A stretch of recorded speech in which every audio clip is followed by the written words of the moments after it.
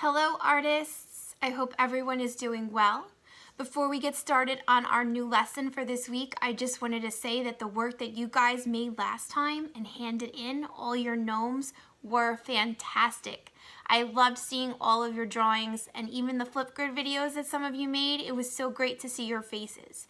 So great job, and I hope we keep up the good work this week too. So, new week, new art lesson. This week we're going to be making some monsters. Not just one monster, but 4 monsters. I'm going to show you how starting with just a simple line will give you the basic shape of your monster. And then you have lots of choices of eyes and nose and mouth and horns and all these fun details that you can add to make each one unique. As far as materials go, all you will need is a piece of paper, a pencil, a black marker or crayon if you'd like to outline your drawing when you are done. And for coloring, crayons and markers work just fine. If you want to challenge yourself and push it a little further and maybe try paint or another art material, that's up to you, but I just use crayons and markers for my project. Attached to the assignment will be, just like last time, the direction sheet that goes over everything step by step, and it has the link to the video and the Flipgrid link as well if you'd like to do that when you're done to hand in your work. You also are going to have a sheet that has all the different examples of eyes and mouth and nose and details that you can add to your monster to give you ideas and get you started. Other than that, pretty simple project, so let's begin. Okay, let's get started on our monsters. Now before we can do anything, we need to take our piece of paper and lay it out in front of us, because we have to fold our paper twice so that we can create the 4 boxes to put our 4 monsters in. Now you can hold your paper vertical or horizontal, it'll work either way. I like to hold my paper across horizontal. So what I'm going to do is take one edge of my sheet and I'm going to fold it to the other side as if I was making a birthday card. I'm going to try my best to line up the edges, and then I'm going to take my finger and press down along the fold. I like to go over it a few times to make sure it doesn't open up. Now I'm not going to open my paper yet because there's one more fold I have to make. I'm going to take the bottom of my sheet and I'm going to match it to the top as if I was making a small square. Once I have the edges meet, again, take your finger and go along the fold. Now that I've made my 2 folds, I can open my paper, and if I did it correctly, I should have 4 boxes. So let's see. 1, 2, 3, 4. Now I could leave my paper exactly where it is because I can see the 4 boxes myself, but I actually like to take my pencil or marker and trace over the lines so that it kind of looks like 4 little frames that I can draw in. If you are using a marker, that's okay, but it's probably best to start with a pencil in case you make a mistake. So I'm going to draw over the lines slowly, once and twice. So now it looks like 4 little boxes for my monsters to be drawn inside. To start our monsters, we're going to use simple lines that we know and we've used in class before. And then we'll turn those lines into some really detailed, funny monsters. So for the first box, I'm going to start with a curve. Remember, a curve has to bend like a rainbow. It arches, so I'm going to bend my line from one side of the box to the next.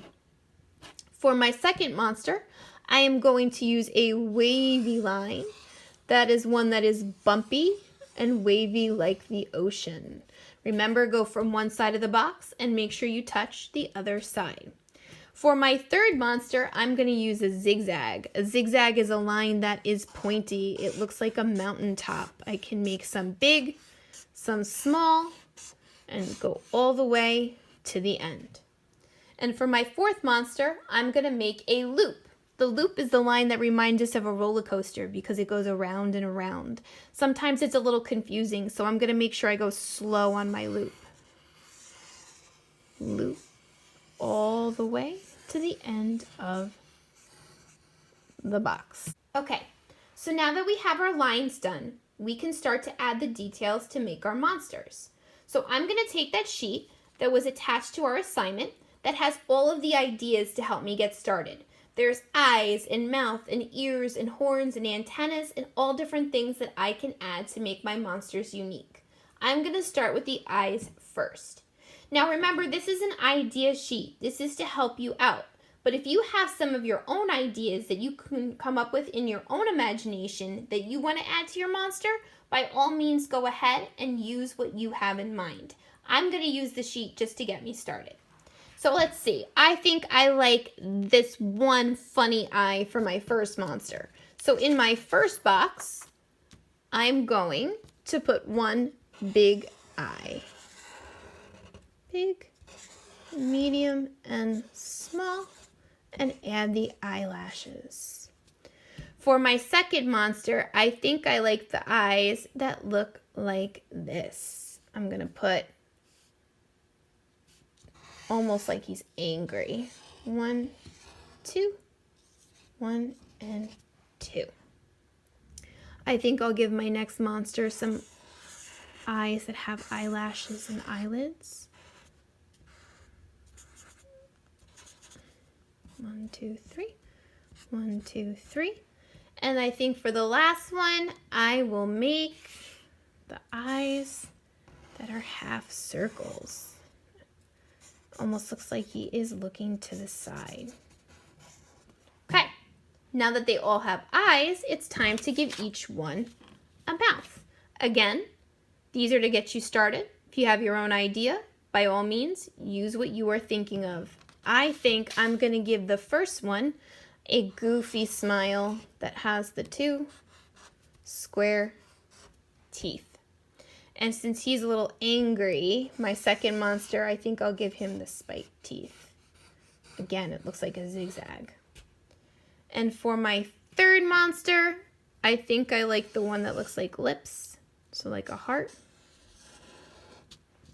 And I think I'll give the last one a nice open smile where you can see his tongue and his teeth up top. Okay, so for my next step, I think I'm going to decide which ones I want to give horns and which ones I want to give ears and which ones maybe I want to give antennas to. So let's see. I think my first monster, I'm going to give some antennas, and I'm going to make the round ones that stick up. And my next monster, I think I will give him horns with the stripes. I'll give him 2. I think I'm going to give my third monster, let's give this monster one big horn, almost like a unicorn. And I also think I'm going to give some antennas, swirls. You can give your monsters both. And I think the last monster, I'm going to make some ears that stick up. And I'm also going to give him some hair right in the middle of his head.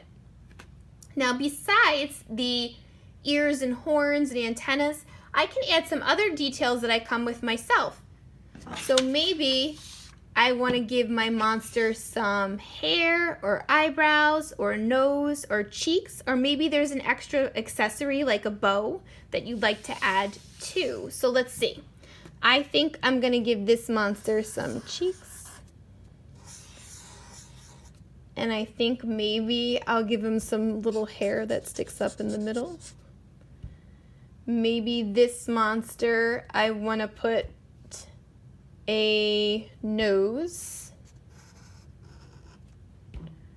Maybe this monster, I'm going to give a nose. And I think I'll put a little bow.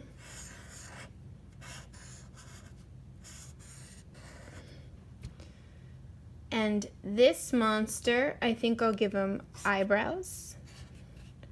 And I can give him a little nose.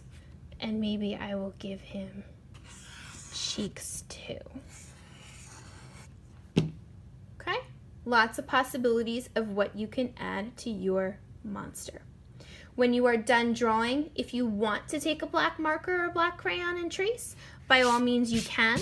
If not, you're going to go on to coloring. So to color your monster, markers and crayons are perfect for this. Whatever color you decide to use for your monster, you should just make sure you use a different color for the background. That way your monster stands out. I like to use a different color for each monster and a different background color as well.